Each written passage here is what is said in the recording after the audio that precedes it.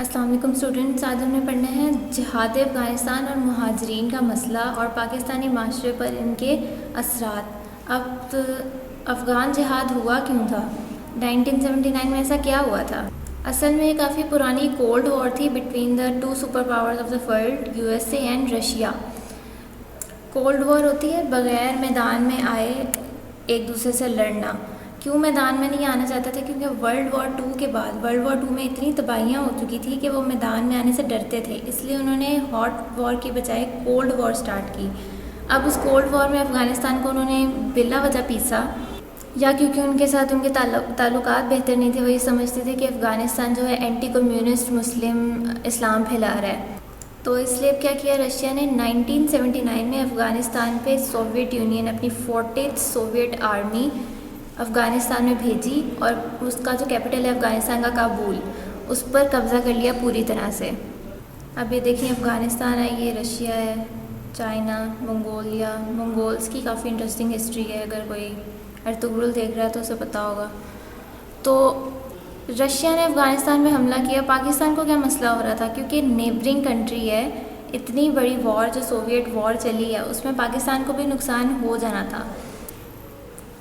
1979 میں روسی افواج کے افغانستان آمد سے پاکستان کے لیے ایک نیا چیلنج پیدا ہو گیا۔ جنرل محمد ضیاء الحق نے بڑے اعتماد اور حوصلے کے ساتھ 2 ٹوک پالیسی اپنائی اور روسی افواج کی مداخلت کے خلاف، یعنی کہ افغان گورنمنٹ افغانستان میں جو مرضی کرے، آپ کون ہوتے ہیں اس میں، یہی تو ہے سپریمیسی۔ تو ایک رشیا اور ایک US، اس کو بہت شوق ہے ہر ملک کے انٹرنل افیئرز میں ٹانگ اڑانے کا۔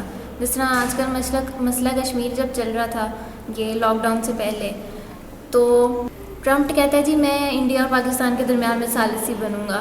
اس نے کیا کرنا ہے؟ اس نے کچھ بھی نہیں کرنا، ساتھ تو اس نے کافروں کو ہی دینا ہے کیونکہ خود کافر ہے۔ تو یہ ان دونوں ملکوں کا مسئلہ ہے کہ انہوں نے ہر ملک کے انٹرنل افیئرز میں ٹانگ اڑانی ہے۔ تو کیا ہوا تھا؟ اب ان کے خلاف جہاد شروع کیا، افغان جہاد، اور اس جہاد میں پاکستان نے افغانستان کی مدد کی۔ اب سوویت آرمی جو تھی جو افغانستان میں آئی تھی، اٹ واز مور دین 1 لاکھ۔ پھر سوویت اٹیک کے خلاف افغانیوں نے جہاد شروع کیا۔ حکومت پاکستان کی اخلاقی مدد کے سبب افغان مجاہدین کے حوصلے بلند ہو گئے۔ مجاہدین نے ہر محاذ پر روسی افواج کو عبرتناک شکست دی۔ اب اس کی ہسٹری کچھ یوں ہے کہ افغانی اسٹوڈنٹس جو تھے مدرسے کے، ان کو ٹریننگ دی گئی لڑنے کی، گنز چلانے کی، ان کے خلاف لڑنے کے لیے، اور وہ ٹریننگ جو تھی اس کا نتیجہ طالبان کی صورت میں نکلا، اور افغانستان میں ایک آرگنائزیشن بنی القاعدہ کے نام سے۔ 1996 میں ان طالبان نے کیا کیا؟ افغانستان پر قبضہ تو کیا، اس کے بعد انہوں نے ملک میں اپنی طرف سے اسلامک لاز بنانے شروع کر دیے۔ مطلب یہ لوگ انتہا پسند مسلمان تھے۔ یہ کہتے تھے، انہوں نے میک اپ بین کر دیا، گرلز کی تعلیم بین کر دی، اور بھی بہت کچھ انہوں نے ایسا بین کر دیا کہ یہ اسلام میں ہے ہی نہیں، اسلام کی حدود میں کے باہر ہے یہ، اور فلمز بین کر دیں، وہ تو کرنی تھی نا۔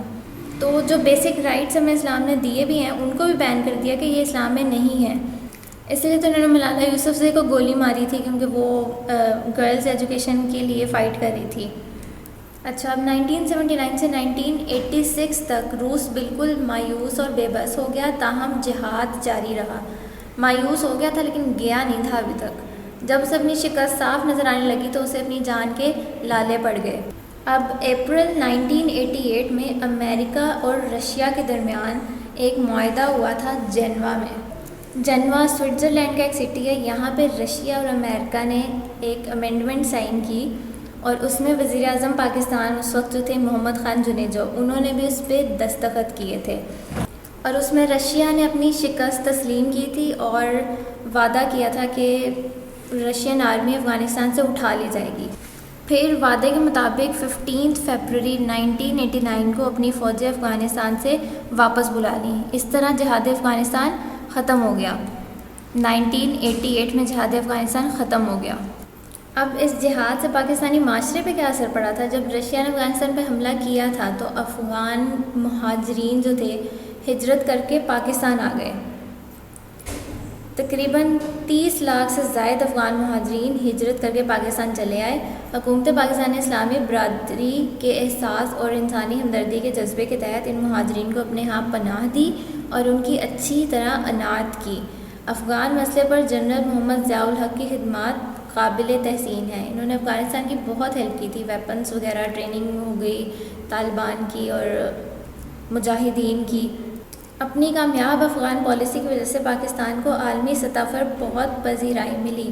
اب اس ٹائم تو ملی جب طالبان نے افغانستان پہ پورا قبضہ کر لیا تھا، جب طالبان کی افغانستان پہ حکومت تھی 1996 سے لے کے 2001 تک۔ 2001 میں کیا ہوا تھا، 9/11 کا جب واقعہ ہوا تھا ورلڈ ٹریڈ سینٹر میں، تو امریکہ نے اب کیا کیا، 1988 میں رشیا تو چلا گیا، 2001 میں امریکہ نے افغانستان پہ حملہ کیا پھر کہ WHO پہ حملہ افغانستان میں طالبان نے کیے، دہشت گردی کے الزام لگے تھے۔ اب اس مسئلے پر پھر پاکستان نے امریکہ کا ساتھ دیا، جس کا نتیجہ آج کی جو دہشت گردی ہے اس کا شکل ہے۔ تو یہ تھا جی آپ کا افغان جہاد ایکسرسائز کا لانگ کوسچن نمبر 8 کا A پارٹ ہے، اور یہ 4 نمبر کا کوسچن آ جاتا ہوتا ہے۔ تو نیکسٹ ٹاپک ہم اسٹارٹ کریں گے بے نظیر بھٹو کے دور حکومت۔ تھینک یو، اللہ حافظ۔